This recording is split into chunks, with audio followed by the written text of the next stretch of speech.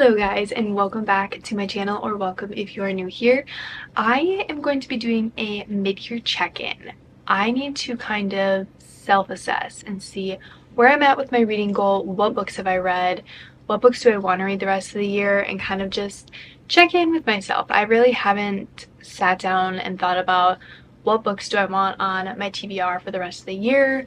I'm like a little under halfway towards my goal. I think the goal I set for myself this year was 60 books, which I think is what I've read the past 1 or 2 years. So I didn't really up it, but I was like, I know I was going to be busy this year with school and all that, so I kind of thought maybe it would be better to just keep it at 60. So I'm going to go through I want to say 26 books I've read so far in 2024, and then kind of give you guys a list of books that I may or may not get to this year but are on my mind and I'm thinking about them and I want to read them. Some of them are not released yet, but they will come. So let's start off. I guess I'll just look at my Goodreads and kind of go through what I've read this year. So the first book I read in January was The Honeymoon Crashers by Christina Lauren. I listened to this and the audio was so fun. It was very interactive and just overall such a fun audio, but I didn't love it. I think going off of The Honeymooners, that book was everything. It really got me back into reading, and so to listen to this, I just wasn't into it. I don't know. Something about it just it wasn't there for me. I felt like there wasn't really a plot, or maybe it was super unbelievable. I don't really remember, but it wasn't for me. I gave that one 2 stars. Next, I read Iron Flame, which is the second book in the Empyrean series, Fourth Wing being the first. I gave this one 3.5 stars. This was a very hard time for reading for me. This took me 2 months to get through, which is honestly probably most of why I rated it so low, is because when I put a book down and pick it back up and put it down and pick it back up, you don't get the full experience of the book. So I'm guessing that went into why I rated this one not so low, because 3.5 is still a decent rating, but compared to Fourth Wing, I rated that 5 and like fell in love with that book. I just felt like Iron Flame fell a little short for me. The first like 60 to 70% felt very drug out and a little bit boring in my opinion, but the last 30% was so good and I was literally like, what is happening? The ending did make me a little mad, but I mean, it just sets up the third book, so I'm very excited to read that when it comes out in January. And then next I read Hopeless by Elsie Silver, which is the 5th installment in the Chestnut Spring series, and this one is about the brother Beau. So there's 3 brothers in the series, and this is about, I think he's the middle brother, I want to say, but he is part of the military, and so you get kind of snippets of him in the first 4 books, but he's never really a main character. But this one was probably one of my least favorites in the series. Something about it just wasn't there for me. I think I rated it, let's see, I rated it 3 stars. This is like a 4-star series for me. I would still recommend reading this. I truly did enjoy the series a lot. Each book in its own was probably a 3 to 4 star for me, but I've noticed I've been very stingy on giving out 5 stars. So the fact that I rated this 3 doesn't mean it's a bad book per se. It just wasn't completely there for me, but I did enjoy it, and I really suggest reading the series if you haven't.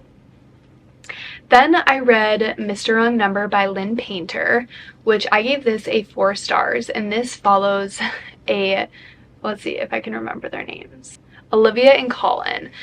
So this follows Olivia and Colin, and Olivia accidentally burns down her apartment and needs somewhere to live, and she does, actually I'm not going to say why she burned it down or like how she burned it down, because I don't know if that's a spoiler. But essentially she needs a place to live, and her brother Jack lives with his best friend Colin in Colin's apartment, and she asks if she can crash there for a little bit until she like figures her life out. But Colin is not enjoying Olivia being there, and he really wants her to find a place, find an apartment, move out so that he can have his place back to just him and Jack. And yeah, a love story. I absolutely devoured this. Like I said, I gave it 4 stars. Super cute adult romance. I think it's the perfect amount of like comedy and romance in one. Lynn Painter just always kills it. So I really, really liked that.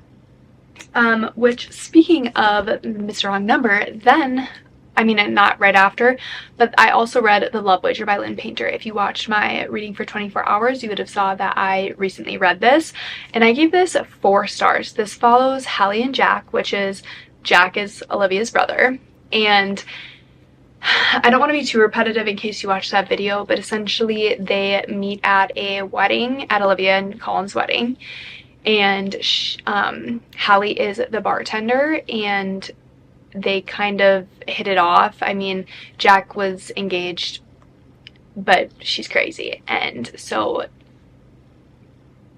I'm explaining this really bad. Essentially, he gets engaged at the wedding, or like shows her the ring at the wedding and says like, I was gonna propose to you, like blah blah blah, and his girlfriend is like crazy. And he ends up being like, you know what, we actually don't work, whatever. And Hallie and Jack get drunk together at the wedding and kind of, you know, have a one night together, and then they find each other later on a dating app and decide, you know what, we should do dates together, we'll go to the same place, and if they don't work out, like we can go to Taco Hut together after. And then they come up with this bet, kind of like this wager. I guess wager is probably a better word than bet, of who can find a boyfriend or girlfriend first. And then there is a little bit of fake dating in there. Honestly, it was so cute. It was such an easy read. It's like right around 300 pages, I think. So definitely an easy read. Super entertaining. Lynn Painter, she just kills it, always. Then I read The Woman in Me by Britney Spears, which is her memoir. I listened to that. I really wish she would have read it. I just think it would have made the story. I did enjoy listening to it though. I always find it interesting to listen to celebrities' memoirs and just like hear about their life, how they grew up, all the stuff that you don't see, all the behind the scenes things. So I did really enjoy that. And then I read the 6-book series, The Improbable Meet Cute by Sally Thorne, Abby Jimenez, Jasmine Guillory, Ashley Poston, and Sarah Wilson. These were revolved around Valentine's Day, so that is where I read them. Honestly, I would say you could probably skip these. They're all very short, between like 50 and 100 pages. So super, super quick reads, but I would probably just say skip them. Then I read Throne of Glass by Sarah J. Maas. I really, really liked it. After reading ACOTAR, I was very excited to jump back into more Sarah J. Maas stuff. But at the same time, I was like, is anything going to compare to ACOTAR? Like, that series, I read it like a year and a half ago, so it's been a little bit, but I just have been really wanting to read the Throne of Glass series. However, it is a little daunting that it is an 8-book series. I feel, especially for fantasy, I was like, am I going to be able to like understand what's going on? Like, I don't know, sometimes fantasy can be a little confusing, and like following the plot and all of like the underlying meanings of things, I'm just like, sometimes I'm like, am I smart enough to be reading this? Like, sometimes I like finish a chapter and I'm like, am I supposed to know what that means? Like, I don't know. So fantasy can sometimes be a little daunting, but I gave the Throne of Glass 4 stars. I really liked it. I feel like it really opened up the world of Throne of Glass for me. And then I did read Crown of Midnight, but I don't think I grabbed it off my bookshelf, so it is still over there. That was 4.5 for me. I truly loved that book. I thought it was so good. The only reason I didn't give it 5 stars was because I feel like the first like 100-ish pages was kind of like, okay, like I'm continuing because I want to see where this goes, but it wasn't like, I don't know. Something was missing. But I mean, what can I expect? It's an 8-book series. They're not going to give me everything in the first 2 books. Which brings me to what I'm currently reading, which is The Assassin's Blade. I'm like 150 pages into this, so excited to keep reading. But I'm enjoying getting to know more about Selena. However, with Crown of Midnight, literally the end of that book was like shocking. I don't know. I should have seen things coming, but I was like, what?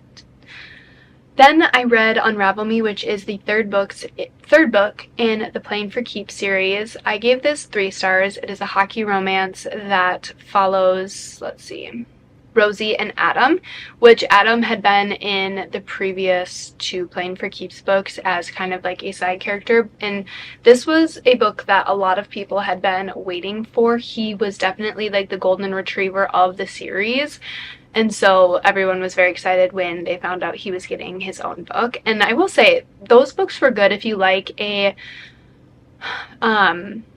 like hockey romance or athlete romance. I definitely think sports romance, that is the word I was looking for. I definitely think you would enjoy it. It's a pretty easy read. It is quite spicy, I will say. Like, there were definitely parts that I just felt like were a little bit drug out, and that's probably why I gave it 3 stars. But overall, like, the story was super cute. It follows Rosie, who is a veterinary student, and she works at a humane society, and Adam comes in looking, no, oh my gosh, I feel like I just like mixed 3 books together. She's on a walk on a hike with a dog from the humane society, and he is on a walk with his own dog, and they run into each other. His dog trips her, whatever, and they just kind of go on from there. But he doesn't tell her that he is a hockey player, so you can see like that's the conflict of interest here, is that he keeps that a secret. But if you haven't read the other 3 or the other 2 in the series, I mean, they're all standalones, but I would suggest reading the first 2 first. Overall, it's a fun and cute series. Next, we have my first 5-star read of the year, none other than Miss Abby Jimenez. Just for the Summer was everything I wanted it to be. I have just come to learn that Abby Jimenez does not let me down. Like, every single thing that she writes, I love and will forever love her. And the fact that she's from Minnesota is just so cool. And I hope to see her in person one day signing books or something. But this was such a fun read. Emma and Justin both share a curse of whoever they date, the last person that they date gets married, and so they kind of joke around with each other that, oh, we should date each other so that each other finds the one that they're meant to be with and marry after we break up. So they go along with like this like plan, and like, oh, like, well, we probably have to kiss for like 3 dates before we can like be done and whatever. I don't know, just super fun story. Definitely read it in the summer if you're interested.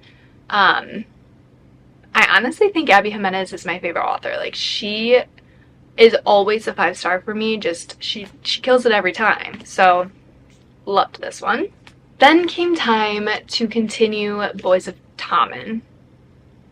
I like to say Boys of Tommen, but I know it's Boys of Tommen series. I read Saving 6 and Redeeming 6, and oh my goodness, Joey and Aoife's stories are so heart-wrenching, and I remember feeling so many emotions reading these books. Just like, oh my gosh, like, Chloe Walsh knows how to write a book. Like, she is such a great author. I'm obsessed with this series, as I know a lot of people are. But just, oh my gosh, I can't recommend this series enough. If you haven't read Binding 13 and Keeping 13, definitely read these in order. But I just, chef's kiss. She nailed it. It was so good. I loved those books. I gave both of those 4 stars. Again, Oh, I gave them both 4.5. I really wish Goodreads, if you're watching, we need some quarter stars, half stars, because I hate that you only have whole stars. Then I read Funny Story by Emily Henry, which I did a mix of listening and physically reading this, which I think was a mistake. I think it was a mistake. Because I gave this 3.5 stars. Something about it, I don't know. I'm just starting to wonder, I mean, I've been wondering this for a while, so this isn't a new revelation, if me and Emily Henry are just not best friends, which is fine. But everybody loves her, and I'm just wondering, like, is it me? Am I the issue? Am I the problem? Or do I just need to, like, sit down and just physically read this? And all of her other books, I guess. I give all of her books, like, around a 3-star, 3.5 star, maybe a 4-star. I don't know what it is. I'm just, like, I'm never obsessed with her books, and I wish I was, because I just see everybody, like, hyping these books up and being like, oh my gosh, these are my favorite. But I guess, like, everybody has their own opinion and personal preference when it comes to reading, so it's like, it's not that big of a deal that I don't love her writing. But also part of me wants to just, like, go back and read all of her books and be like, are my ratings going to change if I fully read them instead of, you know, listen to a little bit and read a little bit. So that's that. Then we come to my second 5-star book of the year so far, which is Taming Seven.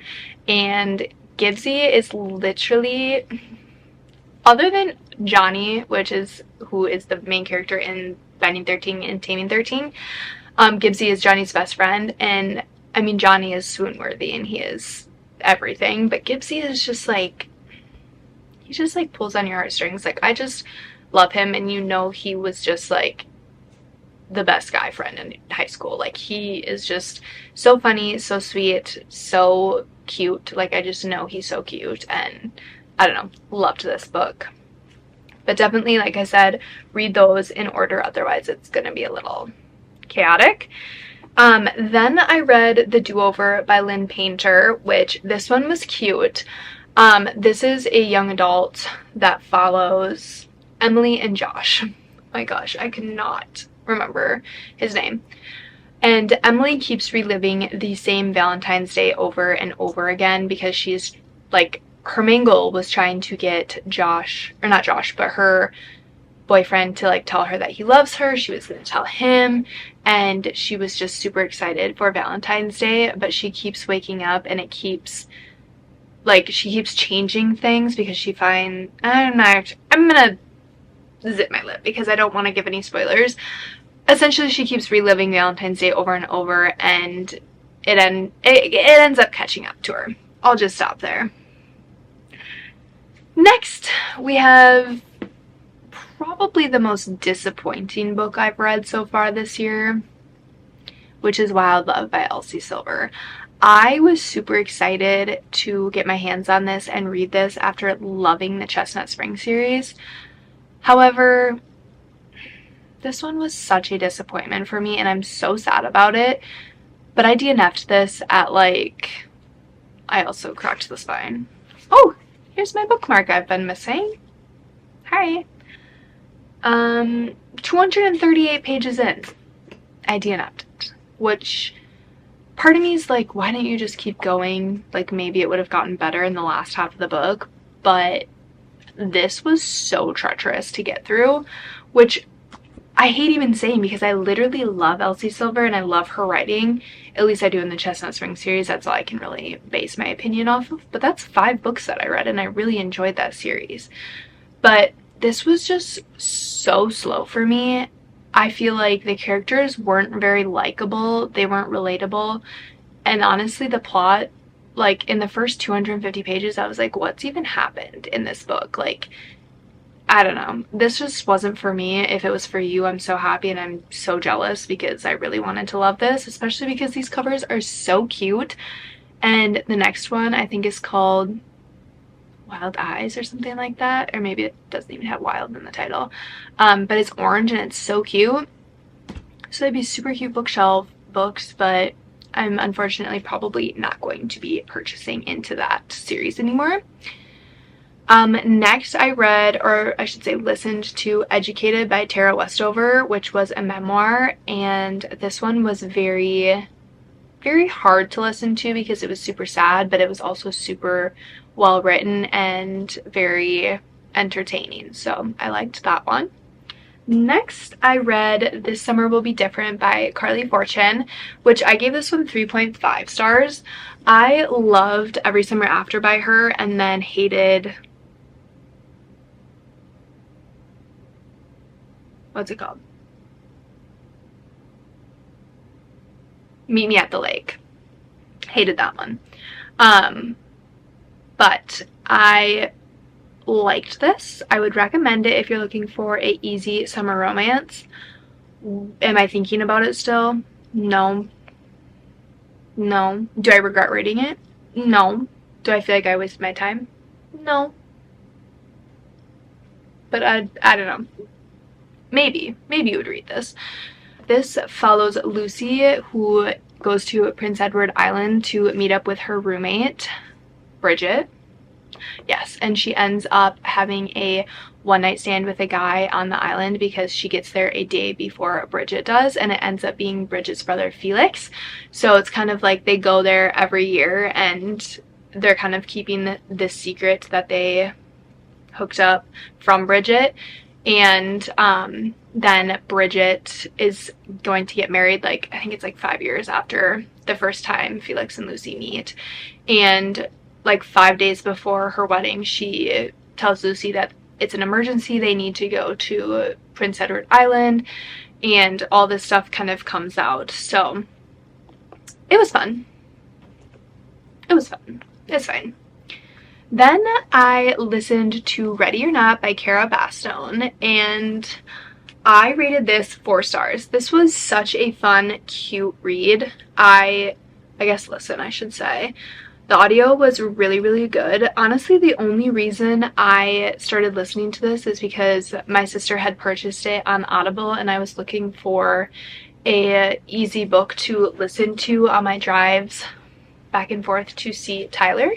And I ended up really loving this. Shep is the main male character, and he is everything. Like, if you want to restore your faith in men, definitely listen or read this book, because Shep is, he sets the bar very high. Very, very high. But 4 stars. This one has an accidental pregnancy trope in it. But yeah, it's pretty good. Then I read Places We've Never Been by Casey West. This is a young adult book that follows Nora and Skylar. Does that happen to you guys, where like you read a book and you're like, what were their names? Because I can never remember, and I don't know if it's because I read so many books that they all just kind of fall in together. But this one was a fun young adult. I thought it from the my camera died, but we're back. So I thought that this book was going to be just about Nora and Skylar from the book, and the description kind of doesn't really include much, but essentially Nora and Skylar were best friends when they were younger, and then he moved away late middle school time, and their moms are best friends, so their moms decide that they are going to bring them all together. They haven't seen each other in like 4 years. They stopped contact. Something happened where they both kind of just stopped talking to each other. So this is the first time they're seeing each other in about 4 years, and their moms decide to plan a road trip where each family has an RV, and they're gonna go to like all the national parks and stuff together. And it's kind of their story of figuring out why they stopped talking, why their moms planned this RV trip, and stuff like that. So super cute young adult romance. I do feel, what did I rate it? 3.25. I thought it was super fun, but the ending was super rushed. I think this is like 320-ish pages, and it easily could have been 400. I feel like the beginning didn't need to be as drug out, and then maybe saved more time for the ending because they really wrapped stuff up quickly. the whole book felt very realistic until the end. I was kind of like, I don't feel like that's how things maybe would have played out in real life, but if you're looking for an easy young adult read, I definitely recommend that. And then I think that is it, because I mentioned Crown of Midnight. I mentioned that I'm reading Assassin's Blade. I did want to mention this cute book that I just picked up at Target today. It is called The Art of Catching Feelings by Alicia Thompson, which I have not seen this anywhere. So when I passed it on the shelf, I was like, I need to pick that up. And this follows Daphne and Chris. Daphne is just your average girl. And it says, after one too many ballpark beers, she heckles Carolina Battery player Chris Kepler, who quickly proves that there might actually be a little crying in baseball. Horrified, Daphne reaches out to Chris on social media to apologize, but forgets to identify herself as his heckler in her message. Chris doesn't usually respond to random fans on social media, but he's grieving and fragile and after an emotionally turbulent few months.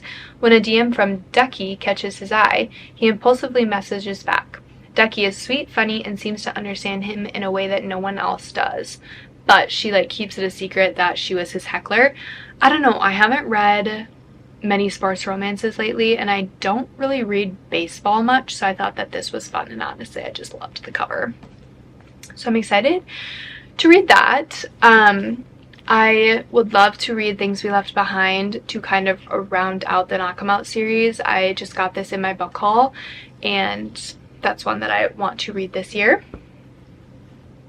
Then I want to read the next two books in the Good Girl's Guide to Murder series. Oh my gosh. But I honestly think I might even need to go back and read the first one just to kind of remember all the details. But I believe this is about a girl named Pip who is in high school and solves a murder. I don't know. I don't really remember totally, but those are ones that I want to complete. Then I want to read The 5-Star Weekend by Ellen Hildebrand. I have yet to read anything by her, which is, I feel like, kind of criminal of me to never have read anything by her. She is like the queen of summer reads, so I definitely want to read this. I believe this is where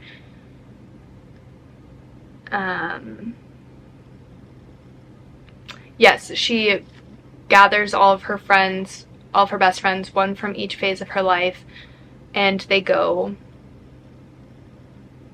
to probably somewhere in Nantucket or something. I don't know. I think there's probably a secret that comes out, but I'm excited about that. Another one that I am shocked I have not read before is Archer's Voice by Mia Sheridan, which I wanted to read during my 24-hour read, but I just didn't get to it. But I feel like everybody and their brother has read this, and I feel out of the loop not knowing what this book is about and what happens in it. I want to say this is young adult and revolves around high schoolers. Let me know if I'm wrong, but I'm very interested in that one. Then I want to read the Powerless, Powerful, Reckless. When does Reckless come out? I think it comes out in August.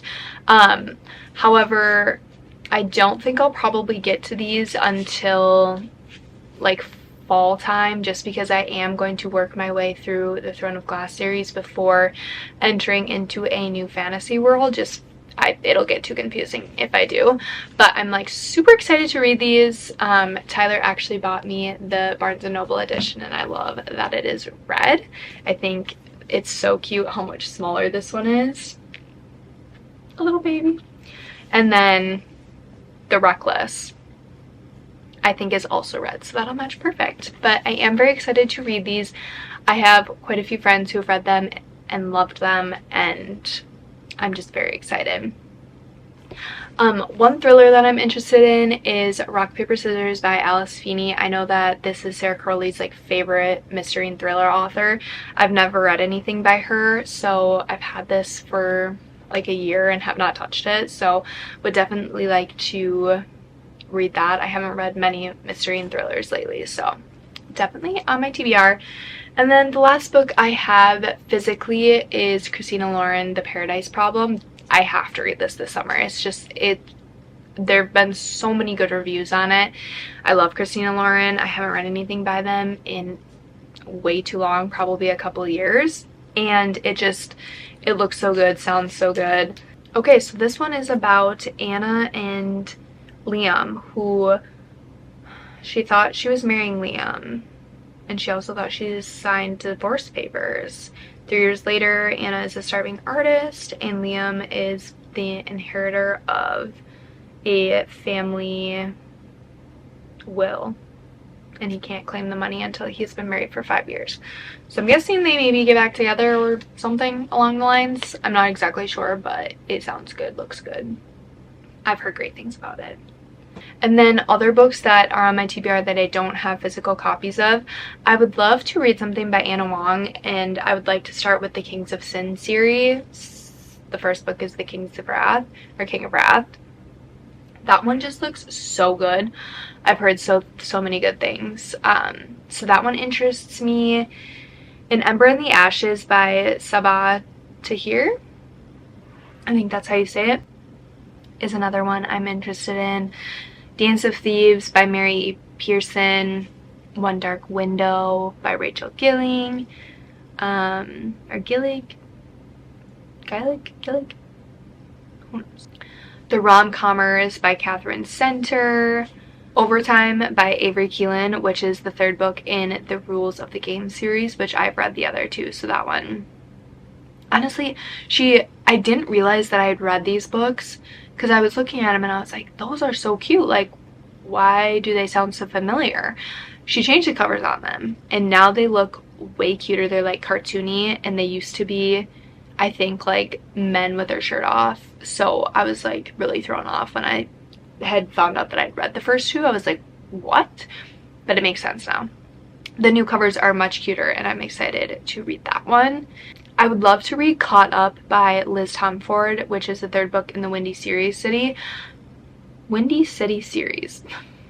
I did not like Mile High, which is the first book. I actually hated it. It was not good at all. I really thought that the main male character was quite possibly the worst main male character.